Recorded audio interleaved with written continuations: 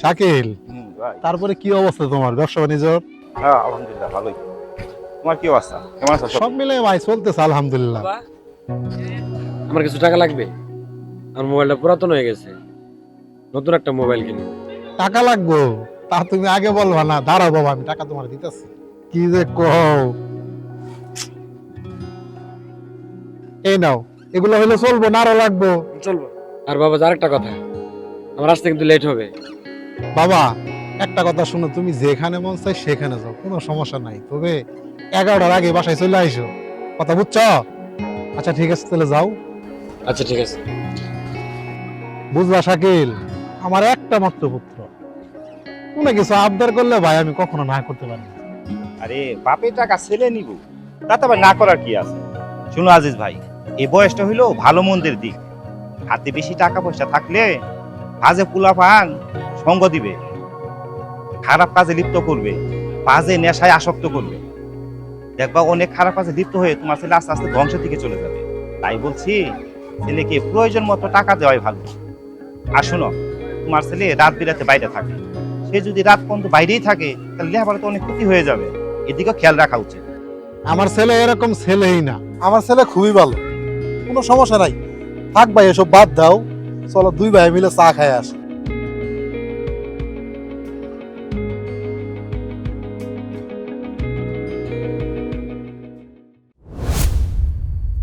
ফোনটা ধর ধর, ফোন ধরস নাকি?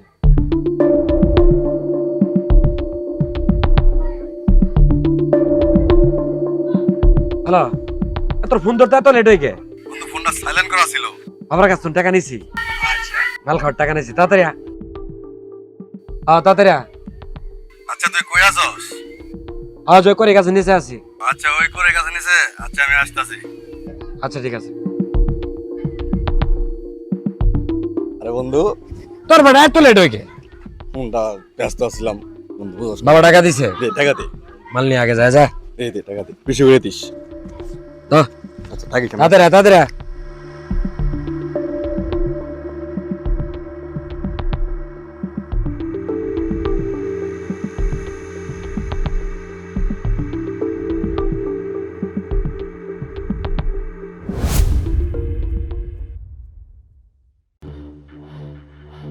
নেই বন্ধু, সুকান দে। এই বেটা এত লেট ধরা, একটা সিগারেট ধরাইতে? দোকানের সামনে অনেক মুরব্বী, বুঝি না সিগারেট ধরাবো। মুরব্বিটা কি হয়েছে বেটা? নিজের বাবার টাকা দিয়ে খাই, কারো টাকা দিয়ে খাই? কারো বেল আছে? তুই না থাকলে এসব খাইতেই পারতাম না, চুরি বাট করে কয়দিন খাওয়া যায়। আরে বেটা, আমি যখন আছি তোর কোনো চিন্তাই নাই। আমি আছি, আমার বাবার টাকা আছে, কোনো চিন্তা করিস না, খালি মজা আর মজা।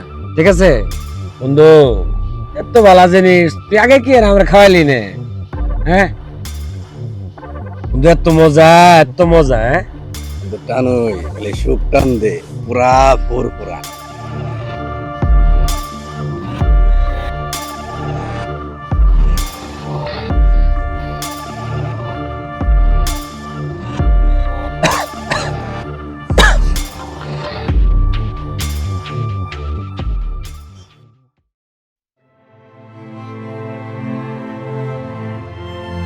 শাকিল ভাই, আমি এসব কি দেখতেছি?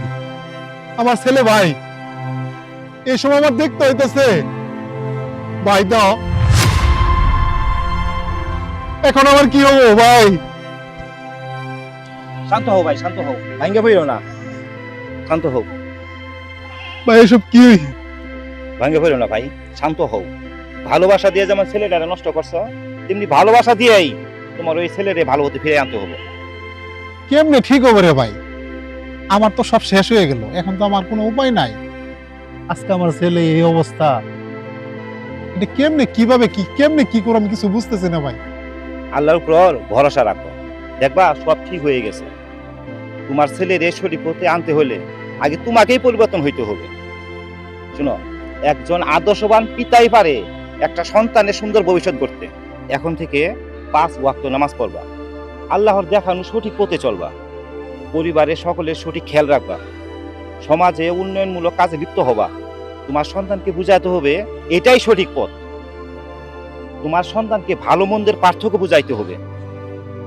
তার সুন্দর ভবিষ্যৎ নিয়ে আলোচনা করতে হবে। তোমার ছেলের কাছাকাছি থাকতে হবে, তার তোমার পরিবারের সঠিক ভালোবাসা পেলেই তোমার সন্তান আস্তে আস্তে সঠিক পথে ফিরে আসবে। হ্যাঁ ভাই, তাই করবো। দোয়া করস আল্লাহ তাআলা যেন ভুল পথ থেকে ছেলেটাকে সঠিক পথে যেন ফেরাই দেয়। চলো তাহলে।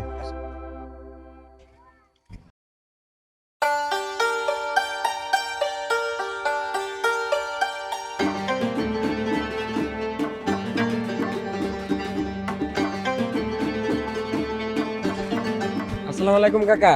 ওয়ালাইকুম আসসালাম। ভালো আছেন কাকা? জি আছে ভালো। আজিজ ভাই, তোমাদের এই সব পরিবর্তন দেখে আমি খুব খুশি হয়েছি ভাই।